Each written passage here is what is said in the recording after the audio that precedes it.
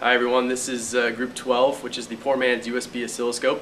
So what we did was we created this little box here, which connects via USB to any standard laptop or desktop computer and runs a software package that runs on either Windows or Linux platform that will display any measured waveforms through the two BNC connectors in the front. So the main specs that you need to know about this project are that it's capable of sampling at 1 megasample per second on 2 channels simultaneously, and also that it's a little less than $40 in parts when produced at volume. So the goal here was to create a product that can be used by incoming freshmen here at Oregon State University, something that they can take home, work with on their own, not have to come into lab and deal with something when they're only measuring signals at the audio range or a little bit higher. So over the next couple of minutes we're going to delve into each of the individual blocks that we worked on and a little bit more about the technical details.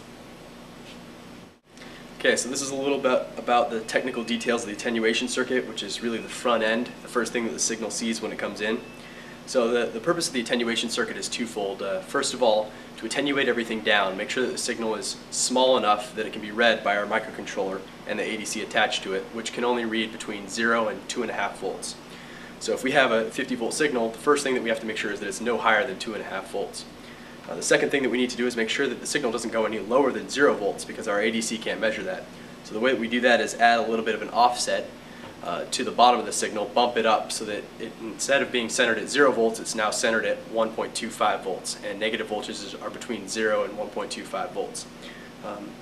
The way this is all done is that we have a front end resistive divider, so every signal that comes in is divided down. These switches, depending on whether you have a 10x probe or a regular BNC breakout cable, determine the attenuation level on those resistor dividers.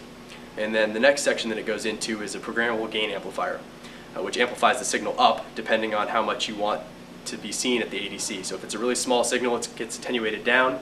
You want to amplify it back up to get the most resolution of the ADC. Then you set those programmable gain amplifiers via software on the microcontroller and on the computer to be relatively high to get the highest resolution that you can at the ADC.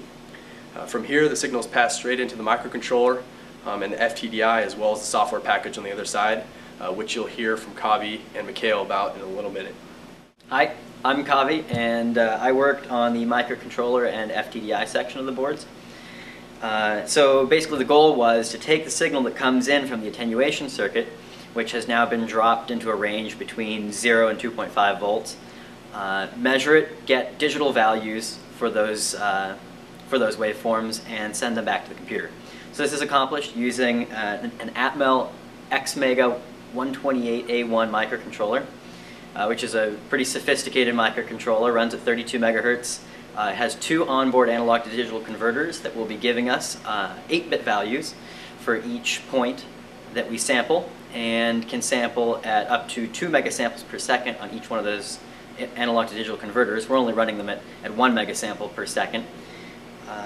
But after the ADC gets those values, the microcontroller will then find the trigger point wherever you set it, center the data, and transmit that data back to the computer over an FTDI chip, which is in the corner here. And we chose the FTDI approach because that's what's used in the Arduino microcontroller platform. It's a pretty tried and proven method of USB communication, handles all the USB protocol for us. Drivers are written for every operating system, so it presents a serial interface to the computer where the software package can then read out all the data and display it to the user. So I'll hand it off to Mikhail then to explain that part. So our third block is the computer software block. And the main goal of this block is to take the data from the microcontroller that's sent through the FTDI chip and display it on the screen for the user to review and give them some type of interface, some type of controls that they can use to control the oscilloscope. And we accomplish that here. So the language we use for the software front end is Python. We decided to use Python mainly because it's highly compatible with all major platforms out there, and that makes a lot of our job easier.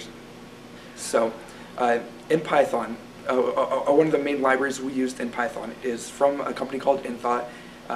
It's called Choco, and we chose it because it's made specifically for high-speed plotting, which is fantastic in the case of a USB oscope.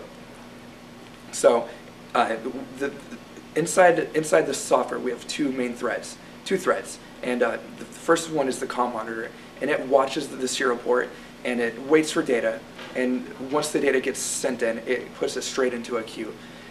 And that way, we make sure we don't miss any frames. And the other thread is the main plotting / control thread, and that gets the data from the comm monitor queue, and it plots it on the screen. And below that, we have all these controls. We have controls for the channels of voltages per division vertically, as well as the time for division horizontally. And what this does is, when you click the button in the Python front end, it actually sends a signal over the serial port through the FTDI chip back to the microcontroller, which then can either, for horizontal time scaling, it can change the sampling rate, or for a vertical voltage per division, it will actually send a signal out to our programmable gain amplifiers and make sure we have a high spread of analog voltage values across the ADC to make sure that we do get an accurate signal. Alright, by now I'm sure you're dying to see how it works, so we'll do a quick demonstration. We've got a function generator here and a laptop, so let's get to it. Okay, as a quick demonstration, here we have a function generator generating a 10 kilohertz sine wave coming through this cable into this 10x attenuating scope probe. You can buy these at the bookstore, or alternatively you could use a BNC connector if you wanted to, BNC breakout cable, in which case you'd flip this switch over to the other setting. But in any case, we've got the 10x scope there, and I'm going to plug in the USB connection to the computer and start our O-scope software. And here it is. We can enable each channel independently. There's nothing hooked up to channel 2. It's going to be floating, so I'll just leave it turned off and hit run. And here is our sine wave. Now, right now, it's not triggering on any edges, so the whole wave just sort of slides back and forth. Here we can set it to trigger on the rising edge of the wave, so every time it crosses the threshold 0 volts as set over here, it centers the wave. We can also scale the image vertically using this setting, and this changes the gain in the programmable gain amplifiers in the attenuation circuit, and also gives you a better spread across the ADC, so that's nice. Yep, that's too large. So there it is. We can horizontally scale as well by changing the sampling rate. That's what this setting does. And you can make it bigger or smaller, like so. We can change the point where the triggering occurs, the threshold, up and down. So here we're triggering further up on the wave, or alternatively earlier on the wave, lower down. There's single shot modes, which work like you'd expect if you've ever used a tectronic scope. Also, there are cursors you can attach to the image and find values at any point on your wave. There are export options for exporting to a PNG image or a CSV file if you want to import to MATLAB or Excel. And finally, there's a calibration output over here, which will output a square wave to a couple of the terminals on the front of the device, you can see here, to allow you to compensate your scope probe when you get it brand new from the bookstore. So that's it, a 10 kilohertz sine wave. A few words of advice. Firstly, pick a project that you're really going to enjoy working on, and pick teammates that you can stand to be around for tens, if not hundreds of hours over the course of the next few terms. I think you should also get to know an industry representative for something that you're not familiar with. So if you picked a project that maybe has one part that you don't know very well, rather than trying to just muscle your way through it and research a whole new area, find someone that already knows this stuff well, that is willing to teach you and kind of give you some hints along the way. And when it comes to software, think of how much time you'll need to plan and double it, because you'll need more planning. And that is the end of this video. We hope that we've educated you a little bit about our project. If you want to see anything more in depth, including the tests that we ran to prove that our project works, with a lot of MATLAB scripts to show you exactly what's going on, check out our Beaver source page. It'll be posted at the end. Thank you.